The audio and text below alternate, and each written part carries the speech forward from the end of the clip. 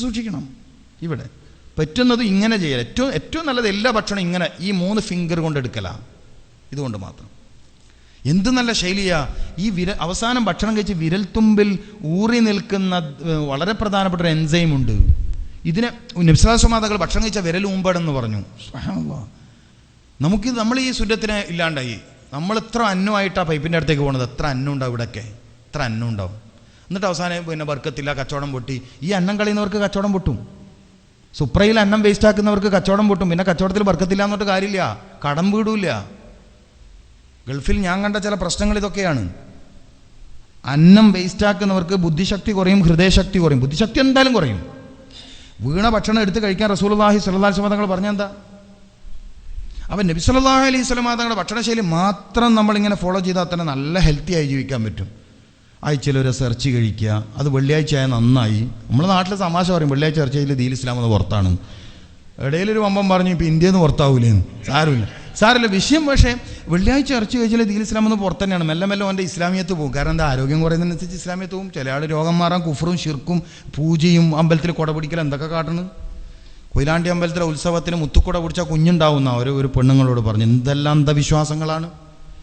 കോട്ടത്തിൽ കൊണ്ടുപോയി വെളിച്ചെണ്ണ ഒഴിച്ചാൽ വയറ്റിൻ്റെ സൂക്കേട് മാറുന്നിട്ട് അങ്ങനെ എണ്ണ ഒഴിക്കുന്നവരുണ്ട്. നാദാപുരം ഭാഗത്തേക്ക് പിന്നെ വടകരയിൽ നിന്ന് ഉള്ളോട്ട് പോകുന്നൊരു കുട്ടിച്ചാത്തൻ സേവാ കേന്ദ്രത്തിൽ വെളിച്ചെണ്ണ ഒഴിക്കുന്നവരിൽ കൂടുതലും പർദ്ദയിട്ട പെണ്ണുങ്ങളാണ്. നമുക്ക് വിഷയമല്ല.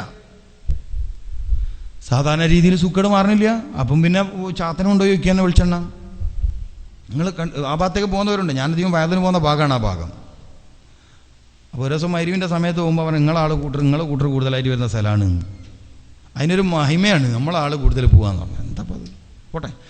അപ്പം ഓയിൽ ഫുഡ് ഞാൻ പറയണത് നമ്മൾ പിന്നെ ഓയിൽ ശരീരത്തിന് ആവശ്യമുള്ളതാണ്. ഡെയിലി 5 മില്ലി സൈത്ത് ഓയിൽ കഴിക്കുന്നവർക്ക് നരമ്പ് സംബന്ധമായ രോഗം വരില്ല. നിങ്ങൾക്ക് ഇവിടെ കിട്ടുന്നതാണ്, നിങ്ങളിത് കുടിക്കുമോ? നിങ്ങൾ നാട്ടിലേക്ക് കൊടുത്താച്ചാൽ ടിന്നിന് തുരുമ്പ് പിടിച്ചിട്ട് പെണ്ണുങ്ങളിത് പുറത്ത് കളയുന്നല്ലാണ്ട് മൂപ്പർ തൊടുവോ?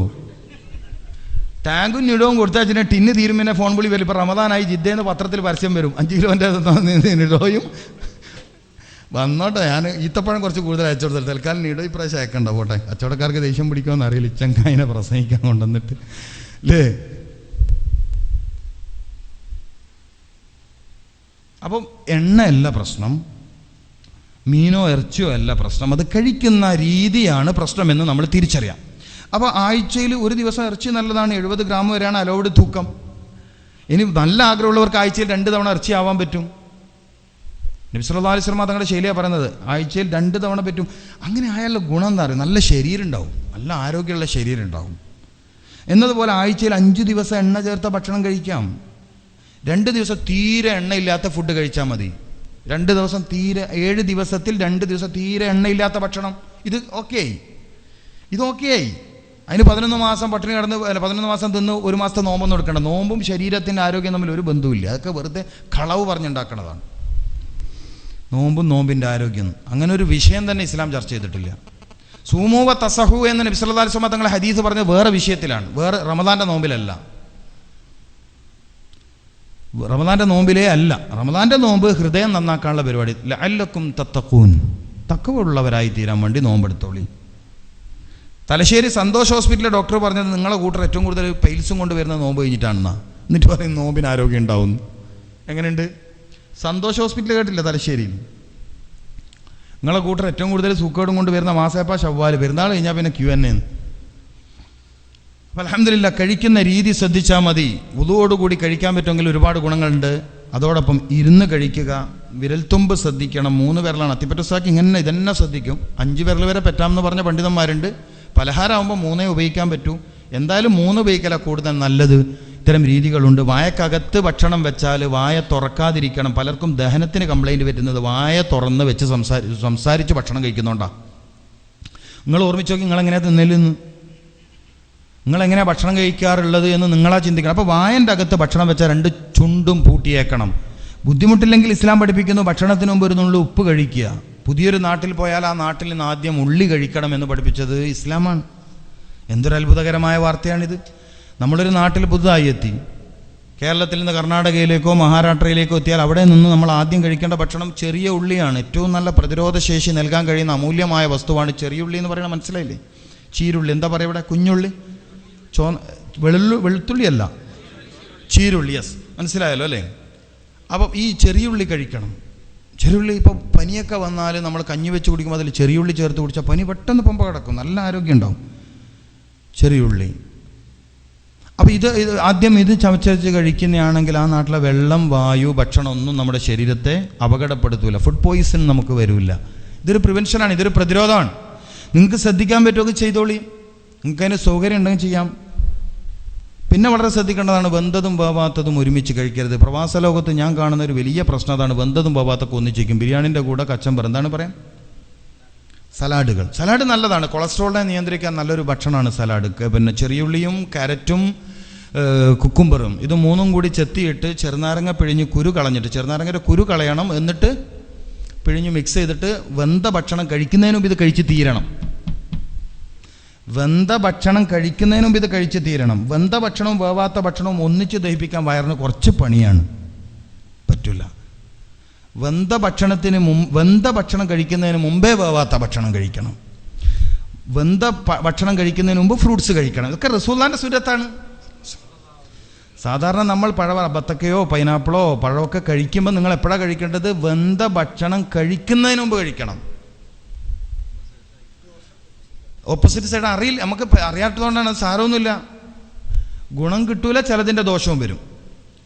ഇപ്പോൾ ചില ആളുകൾക്ക് പെട്ടെന്ന് ഭക്ഷണം കഴിച്ചുകൊണ്ടാൽ ബാത്റൂം പോകുന്നത് വലിയ അപകടമല്ലേ? ഇയാൾക്ക് ഒരുപാട് ഗുണങ്ങൾ കിട്ടൂലല്ലോ. ഘട്ടമായിട്ടാണ് ദഹിക്കേണ്ടത്. ഓരോ ദഹനത്തിൻ്റെ ഘട്ടത്തിലും അതിലൂടെ ശരീരത്തിന് ഗുണങ്ങൾ കിട്ടാനുണ്ട്. കറക്റ്റ് സമ്പൂർണമായ ദഹന പ്രക്രിയ പൂർത്തിയാകുന്നത് 10 മണിക്കൂർ എടുത്തിട്ടാണ്. 10 മണിക്കൂർ. അപ്പോൾ ഫുത്തൂർ കഴിച്ചാൽ അശാൻ്റെ സമയം. വിശന്നാൽ മാത്രം ഭക്ഷണം കഴിക്കുന്നവരാണെങ്കിൽ ഫുത്തൂർ കഴിഞ്ഞാൽ പിന്നെ അശയെ വേണ്ടു. ഇനി ഒരാൾക്ക് അസിഡിറ്റി, ഹൈപ്പർ അസിഡിറ്റി, വയറ്റിപ്പുണ്ണൊക്കെ ഉണ്ടാകുമ്പോൾ ഇടയ്ക്കിടെ വിശക്കും. അയാൾ ഇടയ്ക്കിടെ ഭക്ഷണം കഴിച്ചോട്ടെ, അതിന് ഇടങ്ങാറാക്കി വെറുതെ വയറ്റിപ്പുണ്ണ് കൂട്ടണ്ട. ശരി, ഇനി അതൊരു ഇളവാക്കി എടുത്തിട്ട് തിന്നാൻ നിൽക്കുകയും വേണ്ട, വിശക്കുമ്പോൾ തിന്നോളിന്ന്. മനസ്സിലായില്ലേ? ആരോഗ്യപരമായ ഭക്ഷണം എന്ന് പറയുന്നത് ഫുത്തൂറാണ്. അതായത് രാവിലത്തെ. ഗൾഫുകാരൻ മിക്കവാറും തകരുന്നത് ഫുത്തൂർ ഇല്ല എന്നുള്ളതുകൊണ്ടാണ്. നിങ്ങളെങ്ങനെയാണെന്ന് എനിക്കറിയില്ല. രാവിലെ നാസ്തയില്ല, വെറുതെ പോയി അസീറും സാൻഡ്വിച്ചും. നാട്ടുകാർ രാവിലെ 2 കത്തടക്കുന്ന സമയമായി. ദുബൈ പോയപ്പോൾ ഭയങ്കര രസകരമാണ്. റമദാനായതുകൊണ്ട് എൻ്റെ ഭാഗ്യമാണ്. 2 ദിവസം കഴിഞ്ഞ് നോമ്പ് വന്ന എൻ്റെ ഭാഗ്യമാണ്. ദുബൈയിൽ അവിടെ ബറാഹിൽ അവിടെയാണ് റൂമുണ്ടായത്. 10-15 ആൾ കിടന്നുറങ്ങുന്ന റൂമാണ്. ആരും രാവിലെ എണീച്ചിട്ട് ചായ ഇല്ല, വെള്ളമില്ല, ഒന്നുമില്ല. 9 മണിയായിട്ട് എനിക്കാണ് ചോദിക്കാനും മടി. അവരൊക്കെ അതിഥിയായി പോയല്ലേ എങ്ങനെ ചോദിക്കും? അവസാനം കൂട്ടത്തിൽ ഒരുത്തനോട് ചില ചായ കുടിക്കണ്ട ഉസ്താദ്, അകലെ നാട്ടിലല്ലേ എന്ന്. പോകുന്ന വയ്ക്കുന്ന അസീറും സാൻഡ്വിച്ചും തിന്നും, അങ്ങനെ സമയം കിട്ടിയെങ്കിൽ. ഇവിടെ ജിദ്ദയിലൊക്കെ അത് എനിക്കറിയില്ല. നാസ്തയിലും ഉണ്ടല്ലേ? രാവിലെ നാസ്തയിലും കഴിക്കുമോ? ഇല്ല, കഴിക്കണം. ഞാൻ പറയണത് നിങ്ങളെ സ്നേഹിച്ചിട്ട് കുടുംബത്തെ സ്നേഹിച്ചാൽ മതി. ഇപ്പോൾ കുടുംബക്കാരും കേൾക്കാനില്ലാത്തതുകൊണ്ട് ധൈര്യത്തിൽ പറയാലോ. നിങ്ങളെ സ്നേഹിച്ചിട്ട് നിങ്ങളെ പ്രൊട്ടക്റ്റ് ചെയ്തിട്ട് മാത്രം നിങ്ങൾ കുടുംബക്കാരെ നോക്കിയാൽ മതി. കൃത്യമായിട്ട് പറയണം. അബ്ദുൽ കരീം എന്ന് പറഞ്ഞിട്ട് ഒരു ചങ്ങായി കണ്ണൂർ പത്രസമ്മേളനം നടത്തി. 10-20 കൊല്ലം ഗൾഫിലിരുന്ന് ഇപ്പോൾ കുടുംബക്കാർ നോക്കുന്നില്ല എന്നാണ് പരാതി. പുരുഷ പീഡനത്തിനെതിരെ സർക്കാർ ശ്രദ്ധിക്കണമെന്ന് റിട്ടയർഡ് പ്രവാസികളാണ്. നിങ്ങൾ വായിച്ചിട്ടുണ്ടോ? പത്രം ഇല്ലല്ലേ? വായിക്കാത്തതുകൊണ്ട് കുറച്ച് സമാനത്തിൽ ഇടുന്നോളി. വായിച്ചവിടെ നിൽക്കാൻ തോന്നില്ല. അബ്ദുൽ കരീം സംസ്ഥാന പ്രസിഡന്റ് പുരുഷ പീഡനത്തിനെതിരെ വാർത്ത ഉണ്ടായല്ലോ കണ്ണൂർ പത്രസമ്മേളനം നടത്തിയിട്ട്. അൽഹംദുലില്ലാ. അപ്പോൾ വളരെ ശ്രദ്ധിക്കേണ്ട കാര്യമാണ്. ഏതായാലും പറഞ്ഞു വന്നത് ഭക്ഷണം കഴിക്കുന്നിടത്തുള്ള കാര്യങ്ങളാണ്. അപ്പോൾ ഇവിടെ നാസ്ത കഴിക്കുന്നില്ല. നാസ്ത കഴിക്കാത്തവർക്ക് മസ്തിഷ്കവും ഹൃദയവും തമ്മിലുള്ള ബന്ധം പെട്ടെന്ന് തെറ്റും, ഡിസോൾഡർ ആവും. കരോട്ടിക് ചാനലുമായി അവയവത്തിൻ്റെ പേരൊന്നും പറയണ്ട, പ്രശ്നങ്ങൾ മാത്രം പറയും. ഇതൊക്കെ പറഞ്ഞ കൺഫ്യൂഷൻ. പഴങ്ങൾ ഇമ്പോർട്ടൻ്റ് ആണ്. നിങ്ങൾക്ക് ചാൻസ് ഉണ്ട്, അതല്ലേ ഞാൻ നേരത്തെ പറഞ്ഞത്. ചാൻസ് ഉണ്ട്, ബട്ട് ഇവിടെ പഴം കഴിക്കുന്നു, ഈത്തപ്പഴം വാങ്ങി നാട്ടിലേക്ക് കൊടുത്തേക്കല്ലേ ഇന്ന്. അതല്ലേ പറയും നിങ്ങളെ സ്നേഹിക്കുന്നു. ഇവിടെ തിന്ന് ബാക്കിയുണ്ടെങ്കിൽ കൊടുത്തയച്ചാൽ മതി. പറ്റുമെങ്കിൽ അതിൻ്റെ കുരു പോലും പൊടിച്ച് തിന്നണം. നബി സല്ലല്ലാഹു അലൈഹി വസല്ലം തങ്ങൾ ആ ഈത്തപ്പഴത്തിൻ്റെ കുരുവിൽ പറ്റിയ വെളുത്ത പാട കഴിക്കാൻ നിർദ്ദേശിച്ചു. സുബ്ഹാനല്ലാഹ്. ഈത്തപ്പഴത്തിൻ്റെ ആ പാടയില്ലേ, ആ വെളുത്ത എന്തായാലും പറയാം, ഹാർട്ടിനെ സംരക്ഷിക്കാൻ കഴിയുന്ന അമൂല്യമായൊരു വസ്തുവാണത്. മസ്തിഷ്കത്തിനെ പൊതിഞ്ഞു നിൽക്കുന്ന മെനിഞ്ചസ് എന്ന പാളിയെ സംരക്ഷിക്കാനൊക്കെ കഴിവുള്ള അമൂല്യമായ വസ്തുവാണത്. നമ്മളതൊന്നും മൈൻഡ് ചെയ്യാറില്ല. നമുക്ക് ചെറിയ കാര്യങ്ങൾ ശ്രദ്ധിച്ചാൽ തന്നെ നല്ല ആരോഗ്യമുള്ളവരായി ജീവിക്കാൻ കഴിയും. അല്ലാഹു കൂട്ടത്തിൽ നമ്മളെ ചേർത്ത് തരട്ടെ. അപ്പോൾ നാസ്ത ഉപേക്ഷിക്കരുത് ദയവേത്. എല്ലാവരും ആ കാര്യം, പ്രത്യേകിച്ച് ചെറുപ്പക്കാരൊക്കെ നന്നായി ശ്രദ്ധിക്കണം. എന്ത് വില കൊടുത്ത് നമ്മൾ രാവിലെ ഭക്ഷണം കഴിക്കണം. അതിന് സമയം പോയാൽ സാരില്ല, അത് വിട്ടുവീഴ്ച വേണ്ട. അതിന് നല്ലത് നേരത്തെ പറഞ്ഞ ഈത്തപ്പഴവും മറ്റെന്തെങ്കിലും പഴമാണ്. പക്ഷേ ഈ കഫക്കെട്ട് നിറമായി ശ്വാസമുട്ട് രോഗമുള്ളവർ ഇവിടുത്തെ റോബസ്റ്റ് കഴിക്കരുത്. റോബസ്റ്റ് എന്നല്ല ഇവിടെ പറയുന്ന ഒരു പഴം അല്ലേ, അത് ഭയങ്കര പ്രശ്നമാണ്. എപ്പോഴും ചുമ, എപ്പോഴും കഫക്കെട്ട്, പിന്നെ പ്രശ്നമുള്ളവർ ആ പഴം കഴിക്കരുത് ഇവിടെ, അത് ബുദ്ധിമുട്ട് കൂട്ടും, നിങ്ങൾ ശ്രദ്ധിക്കണം.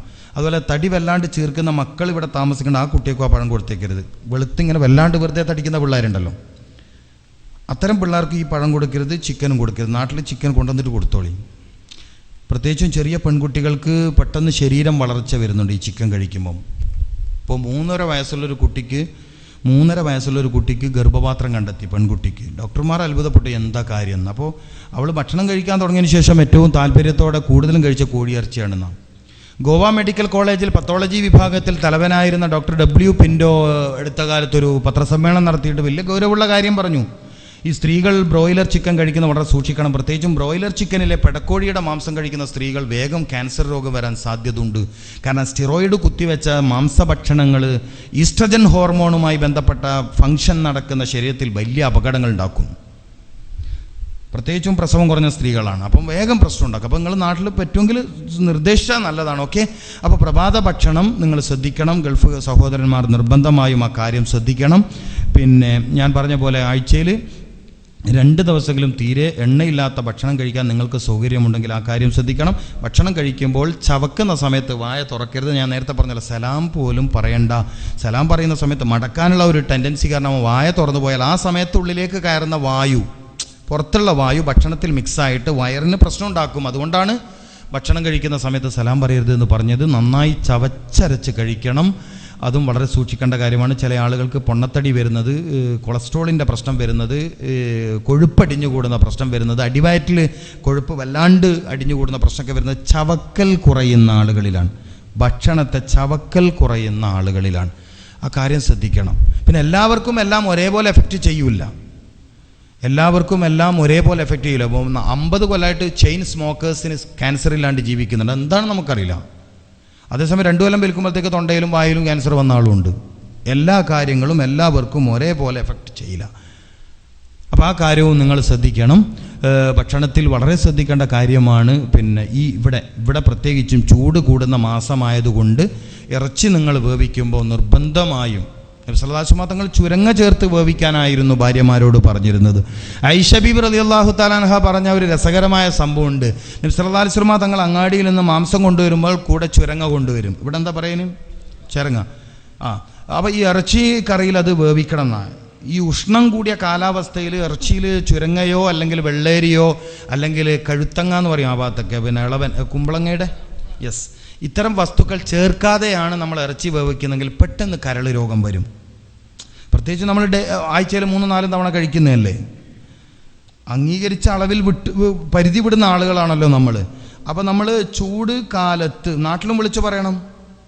നാട്ടിലിപ്പോൾ ഞാനിപ്പോൾ അൽഹംദുലില്ലാ തിബുൻ നബവി സംബന്ധമായ കാര്യം നടത്തുന്നതോടൊപ്പം തന്നെ തളിപ്പറമ്പിൽ പെൺകുട്ടികൾ മാത്രം താമസിച്ച് പഠിക്കുന്ന ഹിഫ്ദുൽ ഖുർആൻ കോളേജ് നടത്തുന്നുണ്ട്. പെൺകുട്ടികൾ ഹാഫിളിങ്ങളാക്കുക, തർബിയത്ത് കൊടുക്കുക, മതപരമായ കഴിവുകൾ. അപ്പോൾ അവിടേക്ക് ഇപ്പോൾ നമ്മൾ ഈ ഒരു സിസ്റ്റത്തിലാണ് കൊണ്ടുപോകുന്നത്. തിബുൻ നബവി പ്രൊമോട്ട് ചെയ്യുന്ന സിസ്റ്റത്തിലാണ് കൊണ്ടുവന്നത്, നിർദ്ദേശിക്കുന്നത്. അപ്പം അവിടെ ഇറച്ചി വാങ്ങുമ്പോൾ തന്നെ ചുരങ്ങ വാങ്ങും, എന്നിട്ട് അതിട്ടിട്ടേ കറി വെക്കും വേവിച്ചിട്ട്. ഐഷബി പറയുന്ന റസൂലുള്ളാഹി സല്ലല്ലാഹു അലൈഹി വസല്ലം തങ്ങൾ ഈ വിരലിങ്ങനെ കറിയിലിട്ട് തപ്പി നോക്കും ചുരങ്ങക്ക്. പഴയ കാലത്തൊക്കെ വളരെ സാമ്പത്തിക പ്രശ്നമുള്ളതും ചെമ്മീനൊക്കെ കറി വെച്ച ചെമ്മീനുണ്ടോ നമ്മൾ തപ്പി നോക്കുക എന്ന് പറഞ്ഞ മാതിരി മുഹമ്മദ് റസൂൽ സല്ലല്ലാഹു അലൈഹി വസല്ലം തങ്ങൾ ചുരങ്ങ തപ്പി നോക്കി കറിയിൽ. നിങ്ങൾ ആലോചിച്ച് നോക്കി. അനസ് റളിയല്ലാഹു തആല അൻഹു ചുരങ്ങൻ്റെ വള്ളി കണ്ടാൽ ഇങ്ങനെ ബഹുമാനത്തോടെ നോക്കി, എൻ്റെ റസൂലാക്ക് ഇഷ്ടപ്പെട്ട സാധനമാണല്ലോ ഇത് എന്ന് പറഞ്ഞിട്ട്. ചരിത്രമാണ്, ഇസ്ലാമിക ചരിത്രമാണ്. അപ്പം അരക്കെട്ടിൻ്റെ ഭാഗത്തെ നരമ്പുകൾക്ക് ശക്തി നൽകാനും ടോട്ടലി ശരീരത്തെ ഈർപ്പം നിലനിർത്താനും ശരീരത്തിൽ വരുന്ന ഡ്രൈനസ് വരൾച്ചയെ ഇല്ലായ്മ ചെയ്യാനും വയറിൽ വർദ്ധിക്കുന്ന ഉഷ്ണത്തെ വിഭാടനം ചെയ്യാനൊക്കെ ചുരങ്ങക്ക് നല്ല കഴിവുണ്ട്. നിങ്ങൾക്ക് ഇഷ്ടം പോലെ കിട്ടും, വിലയും കുറവാണ്. പറ്റണ ഭാഗ്യവാന്മാരൊക്കെ ഉപയോഗിച്ചോളി. അല്ലാത്ത ആൾ ഇത് കേട്ടിട്ട് ചുമ്മാ ഇരിക്കാന്നല്ലാണ്ടല്ലേ. കുട്ടികളിങ്ങനെ പൈസ ഇല്ലാണ്ട് സ്കൂളിൽ പോയാലും മറ്റുള്ള കുട്ടികൾ മുട്ടായി വാങ്ങും, ഇവൻ നോക്കിക്കണവർ നിങ്ങൾ നോക്കിക്കാനെ പിന്നെ എന്താ ചെയ്യുക? എല്ലാത്തിനും തൗഫീക്ക് വേണം. ഇപ്പോൾ റമദാനിലേക്ക് എത്തിക്കണേന്ന് പറഞ്ഞിട്ട് എന്താ പിന്നെ ദ്വാരക്കണം? വഫ്ഫിഖ്നാ ഫീഹി ലിസ്സിയാമി. വഫ്ഫിഖ്നാ, തൗഫീക്ക് നൽകണേ. നോമ്പ് കാലത്ത് എത്തിയിട്ട് എത്ര ആൾ വെറുതെ ഒരു കാര്യമില്ല സമൂസയും ചായയും കുടിച്ച് പോകാന്നല്ലാണ്ട് പള്ളിയിൽ നിന്ന് എനിക്ക് കാര്യമൊന്നുമില്ലല്ലോ. എല്ലാ നോമ്പിലും ഓനി തന്നെ പരിപാടി. ചില ആളുകളോ അവർക്ക് അള്ളാഹു തൗഫീക്ക് കൊടുക്കും നോമ്പുകാരനായി ജീവിക്കാൻ. ഇപ്പം നോമ്പ് കൂടി വരികയാണ്. നോമ്പ് കാലത്ത് വളരെ ശ്രദ്ധിക്കേണ്ടതുണ്ട്. നോമ്പ് മുറിക്കുന്ന സമയത്ത് ശ്രദ്ധിക്കേണ്ടതുണ്ട്, പ്രത്യേകിച്ചും ഭക്ഷണത്തിൻ്റെ കാര്യത്തിൽ. നിങ്ങളിവിടെ ചെറുനാരങ്ങ വെള്ളം കുടിക്കാറുണ്ടോ എന്ന് എനിക്കറിയില്ല. മുറിക്കണ നേരത്തെ ദയവേത് ചെറുനാരങ്ങ വെള്ളം കുടിക്കരുത്. 6 മണിക്കൂർ കാലിയായ വയറിൽ സിട്രിക് ആസിഡിൻ്റെ അംശം എത്തുന്നത് കോളറക്ടൽ അൾസറസ്, വലിയ മാരകമായ വയറ്റിൽ പുണ്ണ് രോഗം വരാൻ സ്ഥിരമായി കുടിച്ചാൽ പതുക്കെ വയറിൻ്റെ ഉള്ളിലെ നേരിയ ആവരണത്തിന് സ്ക്രാച്ച് വീഴും. സ്ക്രാച്ച് മീൻ മുറിവ്. പിന്നെ അതിൽ ഭക്ഷണത്തിൻ്റെ വേസ്റ്റ് അടിഞ്ഞുകൂടി പഴുപ്പ് രൂപപ്പെടും. അത് അൾസറായി മാറും. അൾസർ ശക്തി പ്രാപിച്ച് ക്യാൻസറായി മാറും. അള്ളാഹു കാത്തിരക്ഷിക്കട്ടെ. അപ്പോൾ നോമ്പ് മുറിക്കണ നേരത്ത് ദയവേത് നിങ്ങൾ എന്താക്കരുത്, ചെറുനാരങ്ങ വെള്ളം കുടിക്കരുത്. നിങ്ങൾ തറാവീഹിന് പോകുമ്പോൾ ചെറുനാരങ്ങ വെള്ളം കുടിച്ച് റാഹത്തായി വരുന്നത് നിസ്കരിക്കാൻ കുറച്ച് റാഹത്തുണ്ടാവും. മനസ്സിലാകുന്നുണ്ടോ? ചെറുനാരങ്ങ നല്ലതാണ്, ശ്വാസകോശത്തെ നന്നാക്കാനും ശരീരത്തിൽ അനാവശ്യ കഫത്തെ നീക്കാനൊക്കെ നല്ല അമൂല്യമായ ഔഷധമാണ് ചെറുനാരങ്ങ. പക്ഷെ അത് ഉപയോഗിക്കേണ്ട സമയവും സാഹചര്യം അറിയണം. അതുപോലെ ചെറുനാരങ്ങയുടെ കുരു വയറിലെത്താനും പാടില്ല, അതും ശ്രദ്ധിക്കേണ്ടതാണ്. ചെറുനാരങ്ങയുടെ കുരു വയറിലെത്തുന്നതും വലിയ പ്രശ്നമാണ്. അപ്പോൾ നോമ്പ് മുന്നിൽ നിൽക്കുന്നതുകൊണ്ടാണ് ഞാൻ ആ ഭാഗം ആഡ് ചെയ്തത്. ചെറുനാരങ്ങ പിഴിഞ്ഞ വെള്ളം നോമ്പ് മുറിക്കുമ്പം കുടിക്കരുത്. മുറിക്കുമ്പോൾ സുന്നത്ത് മുറുകെ പിടിച്ചുകൊണ്ട് ഈത്തപ്പഴവും പച്ചവെള്ളവും. പിന്നെ ഷമ്മാമ കഴിക്കാം ഫ്രൂട്ട്സിൽ, ഉറുമാമ്പഴം കഴിക്കാം ഫ്രൂട്ട്സിൽ, അത്തിപ്പഴം കഴിക്കാം ഫ്രൂട്ട്സിൽ, അങ്ങനെ പോകണം. ബത്തക്കയും പൈനാപ്പിളൊക്കെ നോമ്പ് മുറിക്കണ സമയത്ത് ഭക്ഷണത്തോട് ആർത്തി കൂട്ടും, വെറി കൂട്ടും. നോമ്പ് മുറിക്കുന്ന നേരത്ത് നമ്മൾ പൈനാപ്പിൾ ജ്യൂസ്, മുന്തിരി ജ്യൂസ്, ബത്തക്ക ജ്യൂസ് അല്ലെങ്കിൽ ബത്തക്കയുടെ പീസ്, പൈനാപ്പിളിൻ്റെ പീസ് ഫ്രൂട്ട്സാണെന്ന് പറഞ്ഞ് കഴിച്ചാൽ ഭക്ഷണത്തോട് ആർത്തി കൂട്ടും. കഴിക്കണ ഭക്ഷണത്തിൻ്റെ അളവ് കൂടിപ്പോവും. ഇപ്പോൾ നിങ്ങൾ കണ്ടിട്ടില്ലേ, പഴയ കാലത്തൊക്കെ ഈ നിരാഹാര സമരം കിടക്കുന്ന മഹാനായ രാഷ്ട്രീയ നേതാവ് എങ്ങനെ നിരാഹാരം അവസാനിപ്പിക്കുക? ചെറുനാരങ്ങ നീര് കൊടുത്തിട്ടാണ്. കേട്ടിട്ടുണ്ടോ? ആ വിഷയം കേട്ടിട്ടുണ്ടോ? എന്നെങ്കിലേ മനസ്സിലാവുള്ളൂ. എന്താ ഇളനീർ കൊടുക്കാത്തത്? കുറേ കാലം ഇവൻ ഒറിജിനലായിട്ട് പട്ടിണി കിടന്നിട്ട് പിന്നെ ഇവനിക്ക് ഭക്ഷണത്തോട് താല്പര്യം വരണമെങ്കിൽ ആദ്യം ചെറുനാരങ്ങൻ്റെ നീരങ്ങെത്തണം. അപ്പോൾ ഇവനിക്ക് ആർത്തി വരും, ഇല്ല ഇവന് തിന്നാൻ പറ്റൂല. അപ്പോൾ എന്ന പോലെയാണ് നമ്മൾ നോമ്പ് മുറിക്കണ സമയത്ത് ഈ ചെറുനാരങ്ങ ഉള്ള വസ്തു കഴിച്ചാൽ ഭയങ്കര പ്രശ്നമാണ്. എന്നതുപോലെ വല്ലാണ്ട് കരിച്ച് പൊരിഞ്ഞ വസ്തുക്കൾ നോമ്പ് മുറിക്കണ സമയത്ത് കഴിച്ചാലും വയറിന് വലിയ പ്രശ്നമാണ്. ഇബാദത്തിൽ വലിയ ആലസ്യം വരികയും മടി വരികയും താല്പര്യം കുറയുകയും നോമ്പ് ഫസാദായി തീരുകയും ചെയ്യും. ഒരു മനുഷ്യൻ ആത്മീയമായി നശിക്കുന്നതും ഭൗതികമായി നശിക്കുന്നതും വയറ് നിറയുമ്പോഴാണ്. ആത്മീയമായ നാശം അങ്ങനെ വരുന്നത്. ഭൗതികമായ നാശം വരുന്നത് പോലെ ആത്മീയമായ നാശവും ഒരാൾക്ക് വരുന്നത് വയറ് നിറയെ ഭക്ഷണം കഴിക്കുന്നത് കൊണ്ടാണ്. ചോറ് കഴിക്കണം. ചോറാണ് ഏറ്റവും നല്ല ഭക്ഷണം എന്നാണ് നബി സല്ലല്ലാഹു അലൈഹി വസല്ലം പറഞ്ഞ്. മറ്റൊരു ഭക്ഷണത്തിലും ഇല്ലാത്ത ഗുണം അന്നത്തിലുണ്ട്. പിന്നെ അവിടെയും പ്രശ്നം ഇതാണ് തങ്ങളെ, അതായത് നമ്മൾ കഴിക്കുന്ന മെത്തേഡാണ് പ്രശ്നം. ഞാൻ പറഞ്ഞില്ല, ചവക്കുന്നില്ല. പിന്നെ ചില ആളുകൾക്ക് വയറ് ചാടുന്നത് ഈ മധുരം കൂടുതൽ കഴിക്കുന്നതുകൊണ്ടാണ്. ഈ മധുരം, നല്ല കട്ടിയുള്ള മധുരം കഴിക്കുന്നവർക്ക് അടിവയറിൽ ഇങ്ങനെ കൊഴുപ്പ് വന്ന് നിറയും. പിന്നെ സ്ഥിരമായ ഇറച്ചി 2 വിഷയമാണ്. ഒന്ന്, നേരത്തെ പറഞ്ഞ രക്തത്തിൻ്റെ കട്ടി കൂടി സർക്കുലേഷൻ കമ്മിയായി പല പ്രശ്നങ്ങളും അവർക്ക് വരും. രക്തത്തിൽ ഇരുട്ട് കൂടിയിട്ട് മാരകമായ പല രോഗങ്ങൾക്കും അത് കാരണമായി തീരും. ആട് കഴിക്കണം നല്ലതാണ്. കറുത്ത തോലുള്ള ആടാണ് കൂടുതൽ ഗുണം ചെയ്യുന്നത്. കറുത്ത തോലുള്ള ആൺ ആട്ടിൻ്റെ മാംസത്തിനാണ് കൂടുതൽ ഗുണമുള്ളത്. അതും ബാക്കിലെ കാലിനോട് ചേർന്ന ഭാഗം, അതുപോലെ മുതുകിനോട് ചേർന്ന ഭാഗമൊക്കെയാണ്. നബി സല്ലല്ലാഹു അലൈഹി വസല്ലം അതൊക്കെ ചോദിച്ച് വാങ്ങിയിട്ട് കഴിക്കാറുണ്ടായിരുന്നു. രാവിലെ എഴുന്നേറ്റ ഉടനെ വെള്ളമല്ല കുടിക്കേണ്ടത്, രാവിലെ എഴുന്നേറ്റ ഉടനെ പഴമാണ് കഴിക്കേണ്ടത്. കാലി വയറിന് നല്ല ചോദ്യമാണ് കേട്ടോ, വളരെ ഇമ്പോർട്ടൻ്റ് ആയ ചോദ്യമാണ് ചോദിച്ചിരിക്കുന്നത്.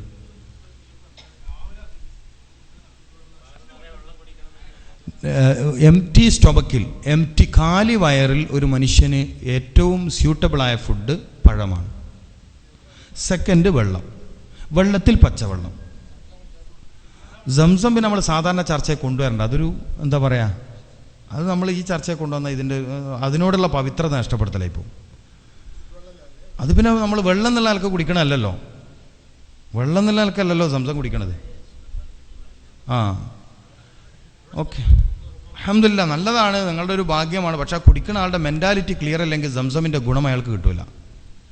സംസം എന്നുള്ളത് ഒരു വസ്ഫാണ്, ഒരു വിശേഷണമാണ്. മനസ്സിലായില്ലേ? മാഉ സംസം ലിമാ ശുരിബ ലഹു, കുടിക്കണോൻ എന്തിനാണോ കുടിക്കണത്, ആ കുടിക്കണ നേരത്ത് എന്താണോ അയാളുടെ മനസ്സ്.